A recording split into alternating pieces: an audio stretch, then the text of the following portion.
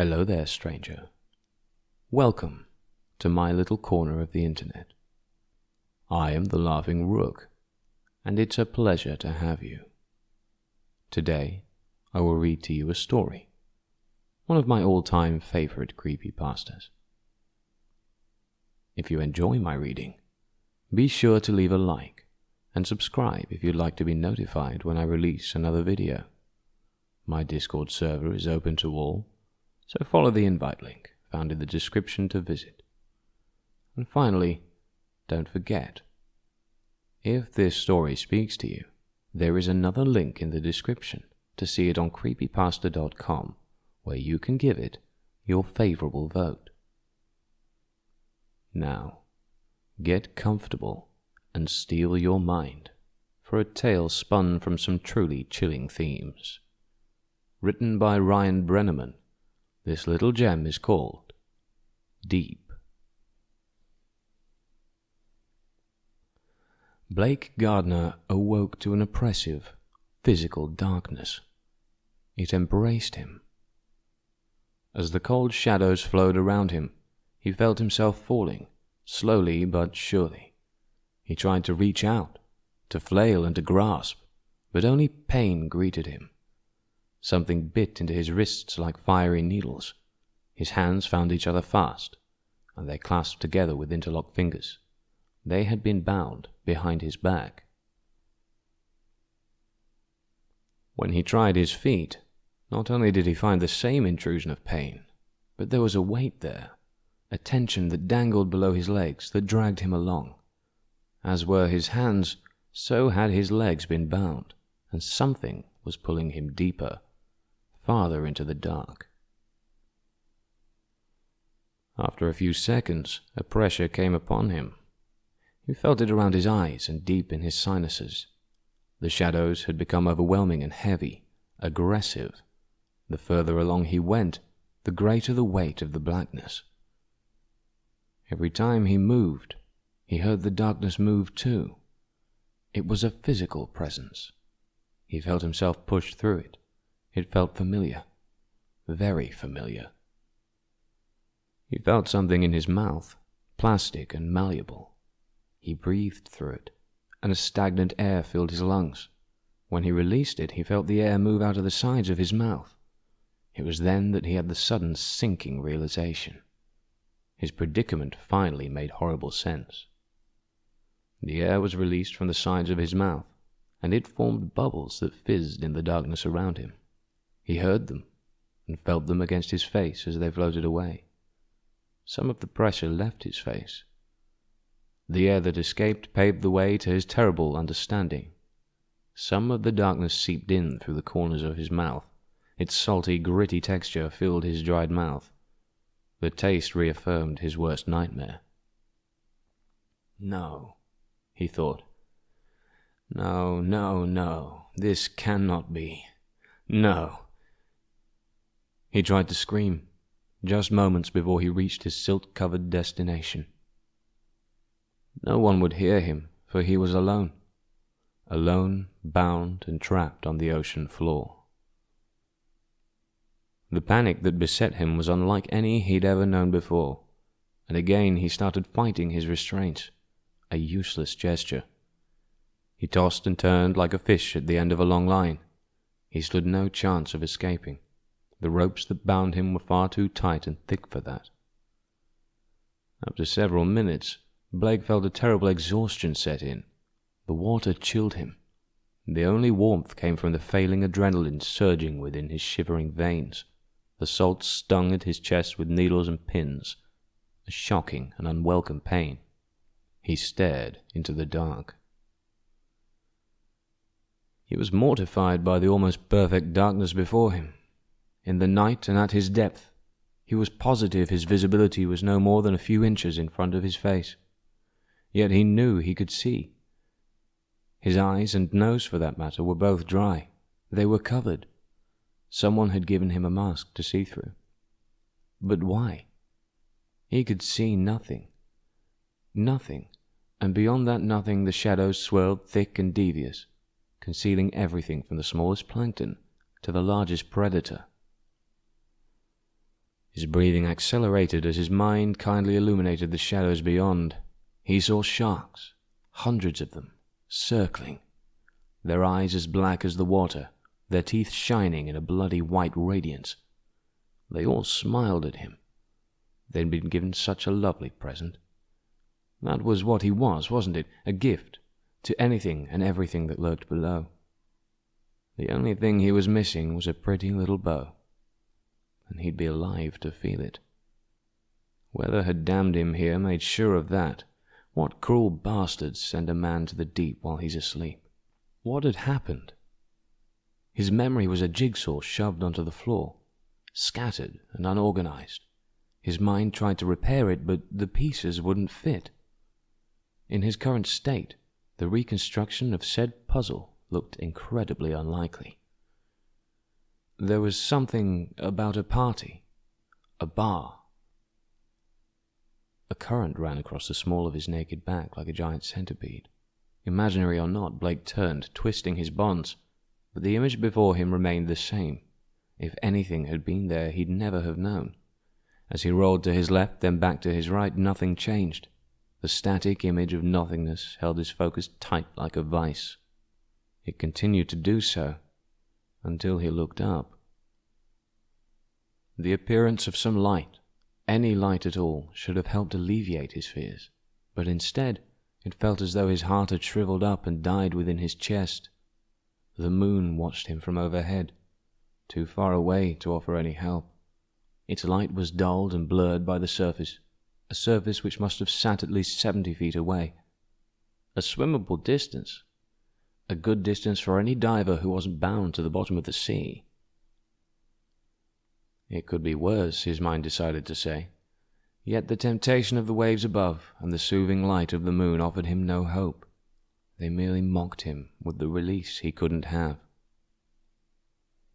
Before his eyes, the moon was swallowed by the dark. Blake grasped fast for the rope below. Holding it tight, he pulled and thrashed until his back was brought to bear against the hard concrete block that had sunk him.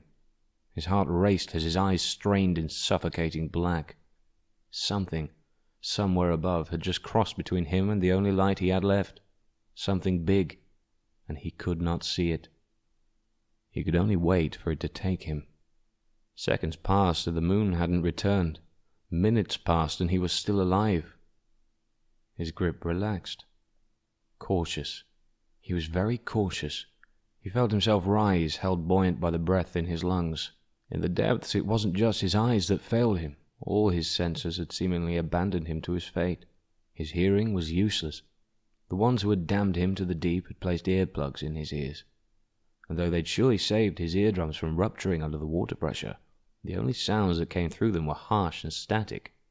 All the ocean offered him was a droning white noise. Down there in the deep, the only sense he had unhampered was his touch, but that could only help him so much.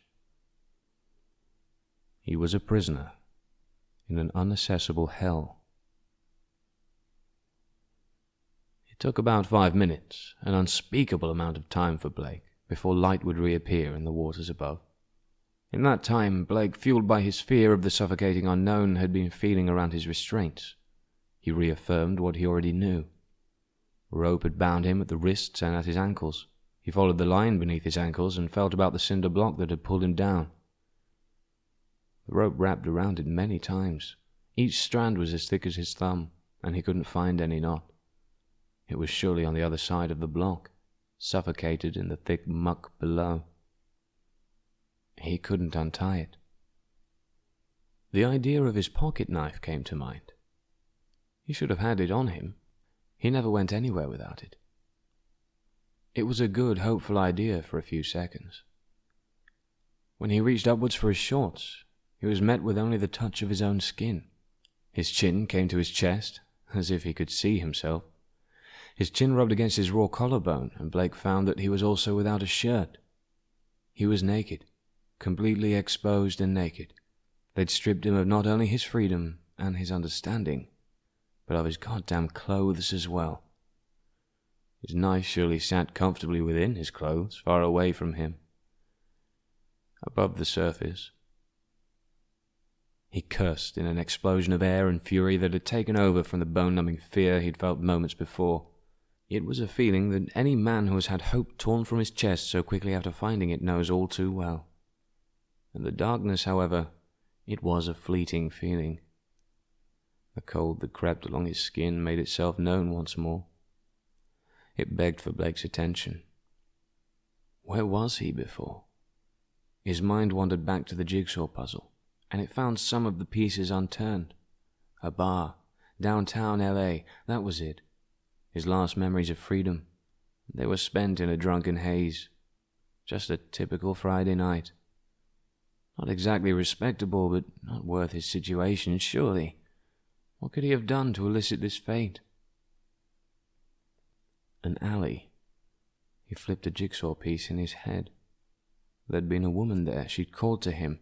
Beautiful woman, blonde, green eyes. What happened then? Another piece flipped. She wasn't alone, was she?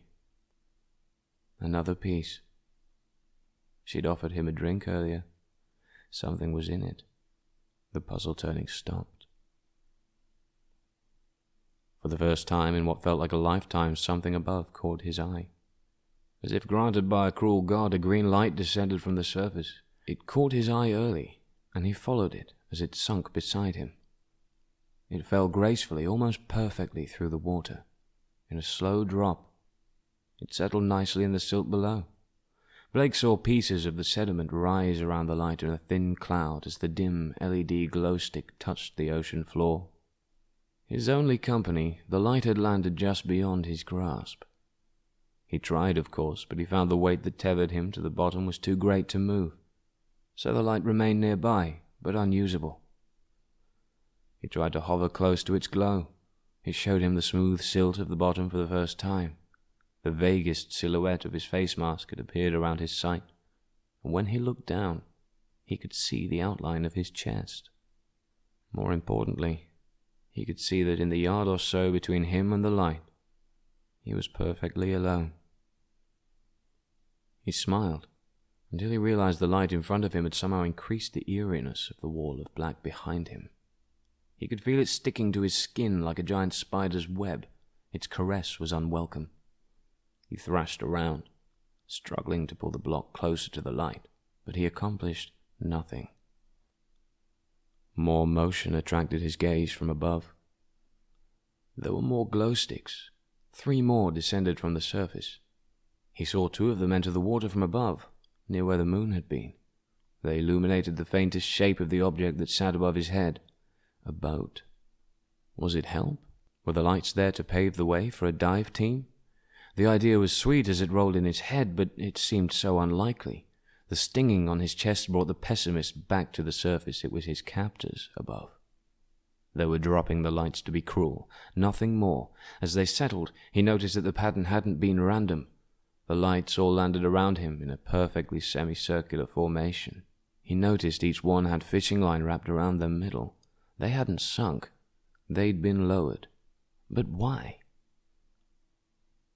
The prickling feeling on his chest got worse. The light around him had grown helpful. Blake could see himself, for the most part, in their sickly green glow. It was both reassuring and disheartening to see the seafloor around him. He was thankful to see the silt free of crabs or other aquatic nightmares. The idea of something crawling up the ropes and onto him made him shiver. However, to see that only algae spotted the bottom was crushing. There was nothing. No seashell, no shark tooth, nothing that Blake could have possibly used to cut himself free. His head drooped in frustration. There was something on his chest. No, not on. Something was in his chest, cut in 2. Someone had cut all over his chest, and the cuts were purposeful in their direction and design. They'd cut shapes, symbols into his chest.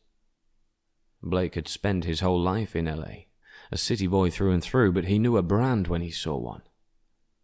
He had been branded. To Blake it felt more than a physical injury. It was a violation upon him, a desecration. His gut churned, and his fingernails bit into the palms of his hands with a furious persistence. Another glow stick fell from the surface. The glow stick, the final light, fell opposite of the semicircular formation behind him. Its light was unguided. As it sank, it twirled at the water's mercy. It fell until it was just above him. It fell until it was almost an arm's reach away from his face. It fell towards his feet. Then, Blake watched as it sank past the ocean floor. It was with horror that Blake followed the light's descent. He merely had to lean forward to watch as the light carved its way farther and farther into darkness. He watched, eyes wide. As the light slipped so far into darkness, it had become a memory, faded and dull. As it sank, it had revealed to Blake everything. It had shown him the solid wall of sand and rock it had passed as it sunk, the same wall Blake sat atop of. It showed him a depth without end. The light had shown Blake that he was only mere feet away from an oceanic drop-off. The trench before him was hidden once more in shadow so perfectly that Blake started to wonder if he'd hallucinated it. His heart knew he hadn't. He'd been dropped, perfectly, at the edge of certain death, and the light was his captors intentionally showing him. From the surface, they played a cruel game with Blake. A tear caught at the bottom of his face mask. He wasn't sure if missing the trench had been a blessing or a curse. If he'd gone over, if it was half as deep as he'd thought, then the pressure would surely kill him. If not, then the sudden descent would have played havoc with his blood. Blake wasn't a seafaring man, but he wasn't a moron. He knew what the pressures of the deep ocean could do, and the creatures that lived down there were far more frightening than any shark. The thought of it, of one of those creatures rising, made him recoil further. His back came to rest against the slime of the ocean floor. He lay in the comfortable circle of light. Up here at the edge of oblivion, he was condemned to wait. Death could come at any time, Blake was sure of that. That was the worst of it, the waiting. Blake considered, if only for a moment, pushing himself over the edge. He would die painfully, but it would be faster. It would also be on his own terms. The idea of control gave him some satisfaction, but how would he move the weight? Last he tried, it had been impossible, and who was to say the depth was far enough to kill him? What if he landed at the perfect place between agony and death? It was too risky. He could have chosen to stop breathing. No, he could have made it even easier than that. He could have just spit out his regulator. That would have been more peaceful, less painful. Either way, Blake decided it was far preferable to die as he wanted than to die as the bastards above wanted him to. He just needed to gather the courage. Courage ran in short supply as the lost light began to emerge from the dark. Blake had risen to a floating position again when, in his peripherals, he saw the faint glimmer beyond the edge of the trench. He avoided it. Surely it wasn't real. It was in his mind, his panic. If he ignored it, he'd suffer no consequence. Yet the light persisted, and soon the glow became unmistakable. The shimmer called to Blake from just past the edge. In the deep. Blake looked. The light was rising. Against all logic and sanity, the lost light had begun to ascend in the frigid waters. It showed Blake something awful. Below its light, the shadowed waters seemed to breathe and stir. In the periphery of the rising green light, shades changed as something rose from the depths. It was a sickening realization that came when he saw the shadows had wrapped themselves around the middle of the glow stick. The light was rising, because something was carrying it. Blake's view was again obscured by bubbles and darkness as he retreated from the abyssal edge. In quick, pathetic motions, he tried to pull himself away from the rising terror. He felt the prickly sand press up against his back as he wrestled futilely with his restraints. Unfortunately, he had neither the strength nor the energy to break the vacuous hold the sediment had upon the block. He could do little more than yell through his regulator as the light peaked. Blake could see it now. As the light stopped its vertical ascent, a disturbing scene greeted him. He would have given anything to return to the darkness as a figure clambered up and over the ledge. It stood directly before him on two naked legs. Their eyes met. The sight before him was unimaginable. The light had been carried up by a man. No, not a man, a corpse. The light showed enough to confirm that. The man's bare skin had grown ragged and grey, waterlogged by untold months beneath the waves. Some sections of flesh had long since given way, surrendered to the sea, revealing the fetid muscles beneath. Blake gagged when he noticed that tiny tendrils of tattered skin dangled off into the distance, sights upon the man's body where the denizens of the ocean had begun to pick him apart and eat, piece by piece. Rigor mortis had a tight grip upon the man's pained, tortured face. His eyes were as wide like his mouth, frozen in an eternal silent scream. He'd been dead for a long time, yet his eyes still moved. They fixed themselves upon Blake. The monstrous vision held the light close to its face, and Blake couldn't help himself. He stared deeply into those clouded, greyed eyes. Blake could see thought behind its gaze. A soul sat within it. The corpse leaned closer, brought by an unseen current perhaps towards Blake. Extending its free arm in a rigid, almost robotic fashion, it began to examine him. It seemed inquisitive, like a man examining vegetables at a supermarket. It was morbid in the way it moved. When in motion, the limbs and muscles of the figure seemed healthy, alive. Yet every time the motion stopped, the body resumed a state of incredible rigidity, caught in a constant state of flux. The man who appeared both living and dead. Blake, petrified before this horror, saw as the corpse's eyes left his and fell upon his chest. Lowering its light, its other hand came forward, and its waterlogged finger began to trace the patterns carved into Blake's chest as if it were following the streets on a map. Revolted at the creature's touch, Blake squirmed and twitched, but the corpse held no contempt. It followed his every motion with intense precision. Seemingly satisfied, it lifted itself back. No, it was pulled back. There was something behind the corpse.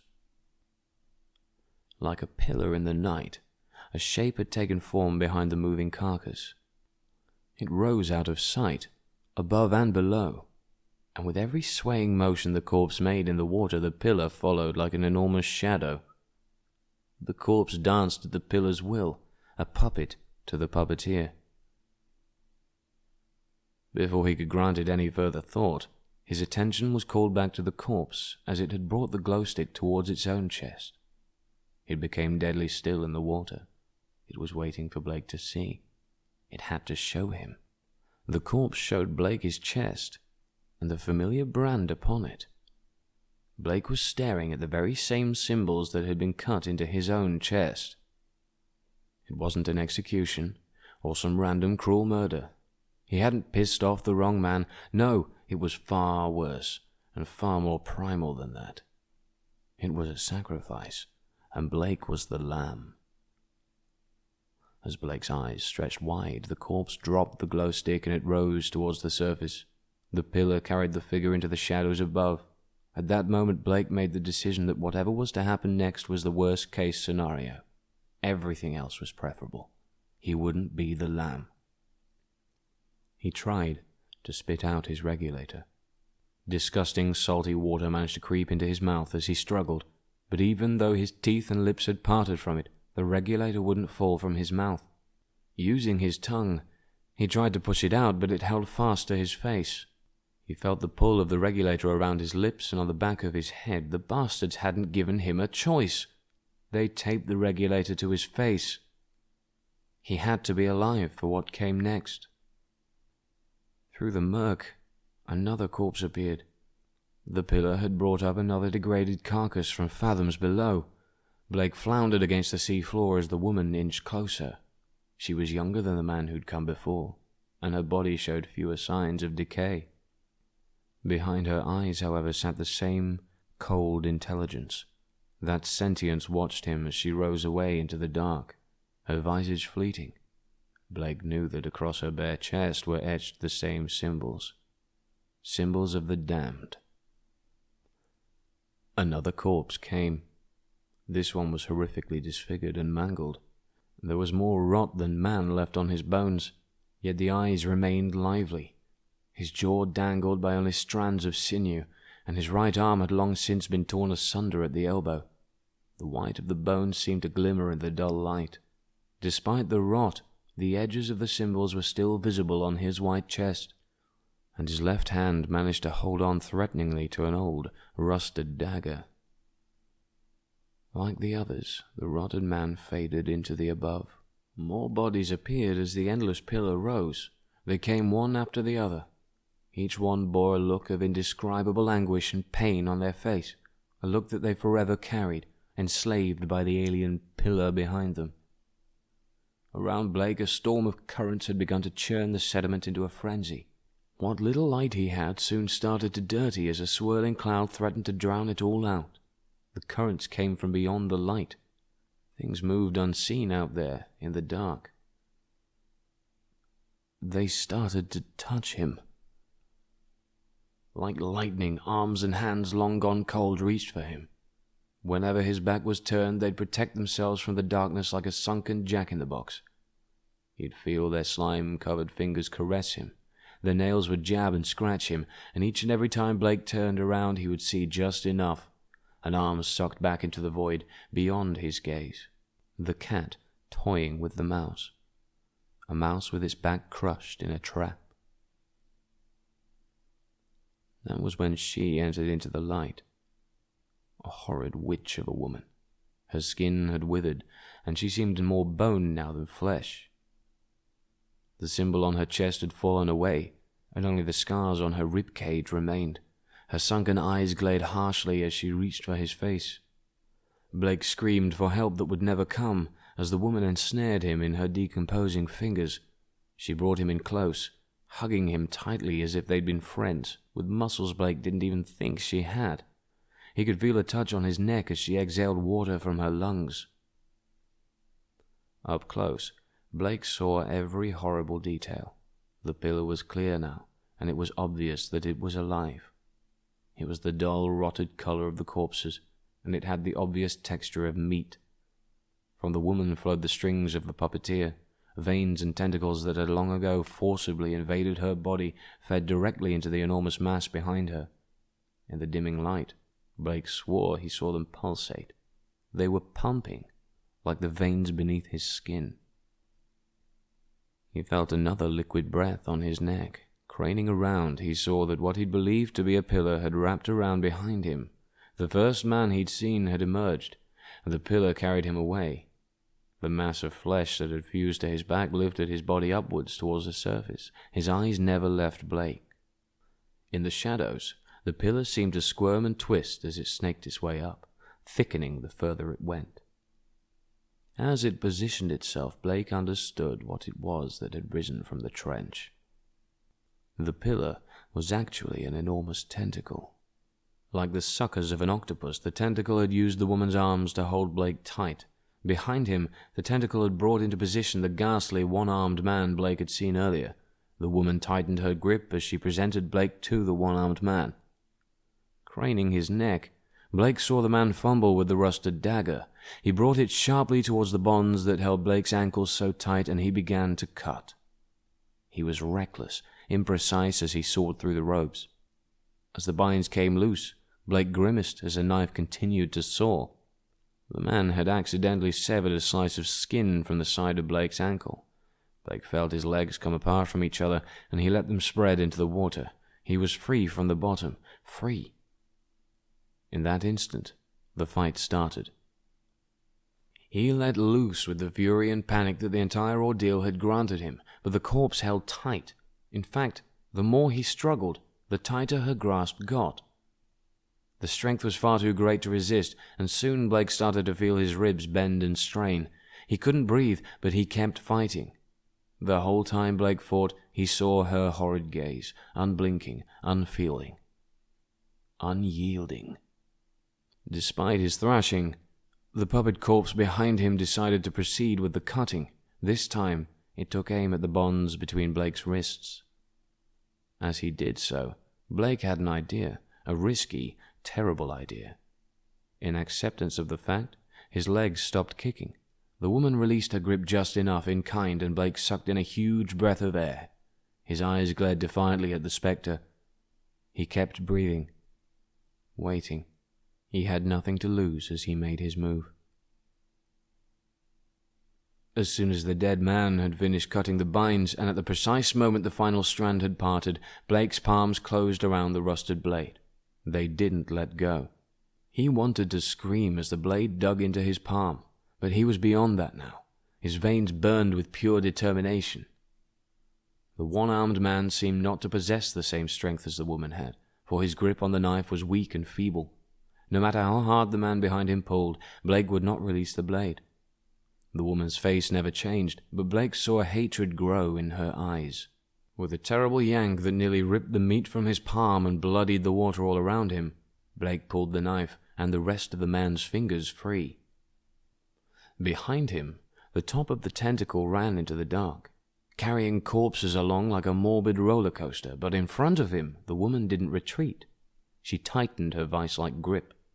Unfortunately for her, the grip was too high, and she'd found the tank on his back. This provided Blake with ample room to bring his right hand forward and to plunge the blade deep into the woman's stomach. It scraped through her spine. Her grip failed just long enough, and Blake pushed himself free. Blake decided he wasn't going to die. The woman tried to recapture Blake, but with a strength he shouldn't have had, Blake brought the blade through the water and into the left eye of the old woman. She didn't scream, but she clenched both eyes tight in pain. A thick, black goo seeped from the wound and stuck to Blake's hand like ink. Her arms flailed about, so Blake ripped the knife from her face and he jammed it into the other eye. With that, she recoiled. Her hands came to her face to cover her wounds, and the tentacle fell completely away beyond the light. He was free. He knew his time was short. With his sliced right hand, Blake managed to find the glow stick the beast had dropped by his legs. He brought it to his face just in time to see the tentacle had not left him yet. Another body, a large overweight man, was soon upon him. His arms reached forth. Their target was Blake's throat. Blake jabbed at the body with the rusted blade, and it retreated fast. Blake enjoyed that. The threat of pain injury didn't sit well with the monster. That gave Blake a much-needed edge. Blake knew he couldn't hesitate any further. With a great kick against the block that had imprisoned him, he propelled himself toward the surface, to freedom, to air. He knew at that moment he would survive. Even as the nitrogen started to boil in his blood, and as the salt seeped into his fresh wounds, Blake could only think of one thing: the surface breaking around his head. The chilly night sky biting into his scalp, the calming sight of the night sky.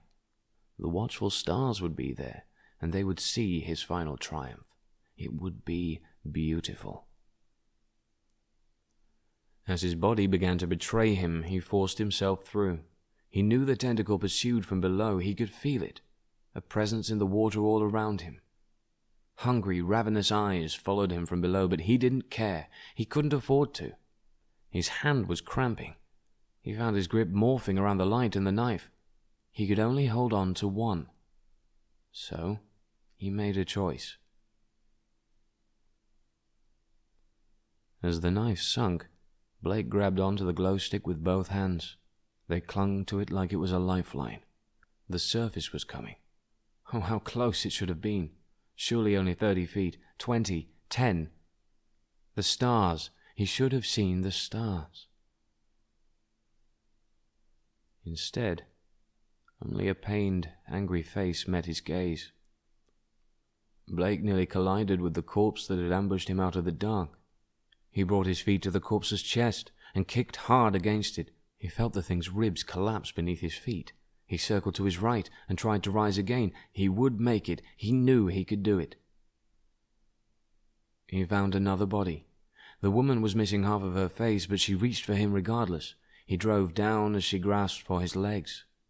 He just barely slipped by. Out of nowhere, a hand reached for his face. His momentum carried him past the man and too close to the tentacle. He flipped around and shot far away. A small amount of water invaded his goggles, and the bends began to stab at his muscles. He could do it. Again he was ambushed. It shouldn't have been possible. The tentacle was everywhere. It was fast. How was it so fast? Then the light showed him the truth. He retreated into the light's periphery, for in its center a body was reaching for him, a devious smile on its face. To his right, the light revealed another one, with twisted fingers and an exposed, jaw-like ribcage. The bodies floated side by side in the water, their arms extended at length. Blake had no choice. He rose, and yet even there more bodies sat waiting in ambush. The same happened as he swam backwards, too. The bodies all formed a thick wall of nightmares around him. They were too close. One of the bodies struck Blake hard in the ribs in passing, and in a pain that was finally too overwhelming, he dropped the light. Greedy arms took their chance and assaulted him as the light fell. As it sank, it illuminated the inside of what had become a solid wall of flesh. A swirling maelstrom decorated with death had completely surrounded him. There wasn't just one tentacle. There were dozens, and they had contained him inside a giant sphere. His arms and legs were free, but Blake had never felt more trapped. The tentacles swirled. They kept him from the stars.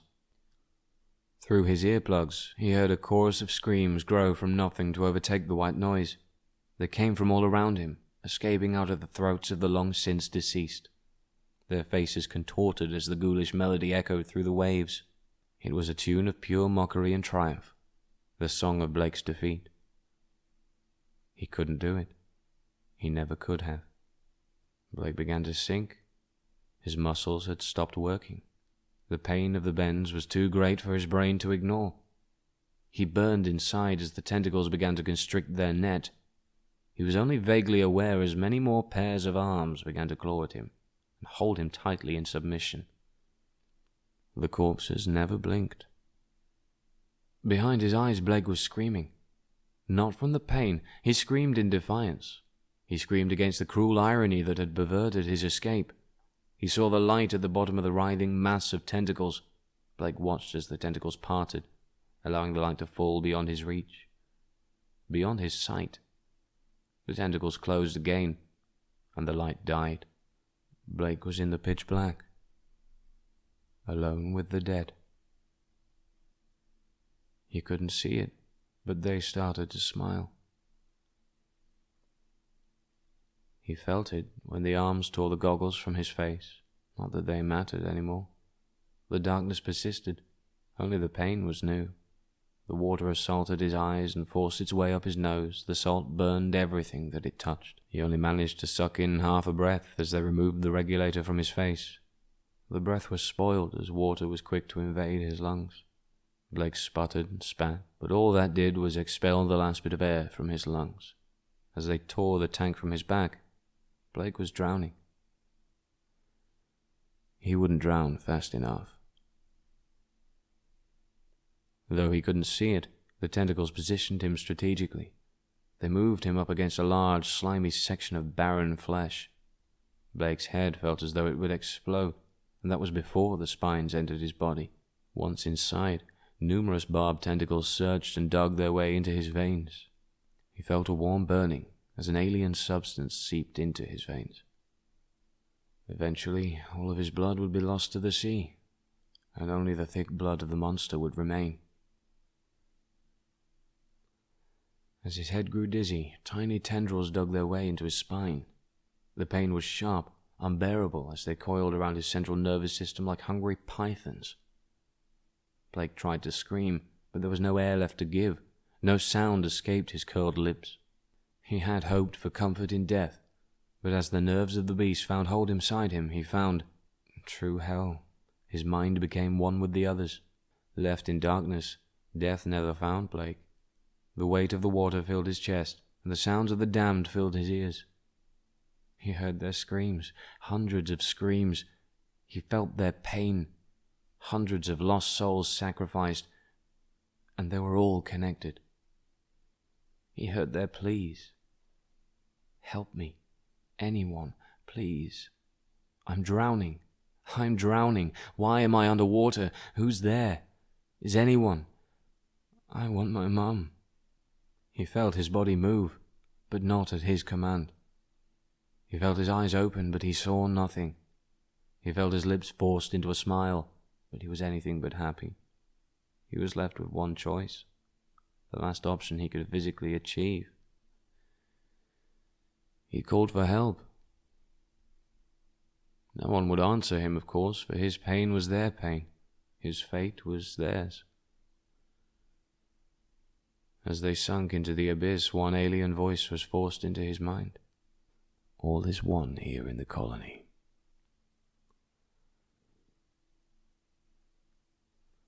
From their position near the sea floor beyond the ring of light, the two divers had watched as Blake made for the surface. They both knew better than to interfere, so they had waited patiently. There was no reason to chase after him. The colony had never allowed anyone to escape before. The situation, unseen above, was surely well in hand. The blonde-haired diver watched as the lost light sank in front of her. She smiled as it settled. It was done. Moments later, a tentacle had crept into their circle. The blonde-haired woman watched as an elderly man was brought forth. Carried between his arms was an old wooden chest. The other diver took the chest gently and allowed it to sink to the ocean floor. With his partner's help, they opened the chest. The contents were much to their liking. They closed the chest and prepared to make their ascent. However, before they went, the tentacles surrounded them in a similar fashion to how they had surrounded Blake. The divers held themselves unnaturally calm as the dead surrounded them, including the recently deceased Blake Gardner. The tentacles seemed to bring him to showcase at the front of the circle. Using his muscles, they forced Blake's right hand outwards, and they extended his fingers up. They made his body wave goodbye before they pulled him into the unknown. This didn't affect the divers at all. Two more bodies were brought to display. They noted the one-armed man who'd lost all but one of his fingers, and the blinded woman. In a sickening motion, the one-armed man's body peeled away from the tentacles. The tendrils retracted from his corpse, and the flesh peeled from around his back. His body was dropped to the floor below, discarded. The man squirmed, but for a moment. They always did that. The woman had often been told it was just a reflex, like a decapitated chicken when it runs. She had other theories, though. She wondered if, for just a moment, the poor souls got control of their bodies back, before they became still forever. She honestly didn't care either way. The woman was next. She was useless to the tentacles if she could not see, so she too was abandoned. She settled rather calmly into her sandy grave. As the tentacles left, one final body was brought to the light. On it, a young man, no older than 20, presented his right hand clenched into a fist. On it, he raised 2 fingers towards the divers. The senior diver nodded, and held up 2 of his own in acknowledgement. With that, the young man smiled, and the creature disappeared into the trench. The divers packed up. 2 more bodies. They had work to do.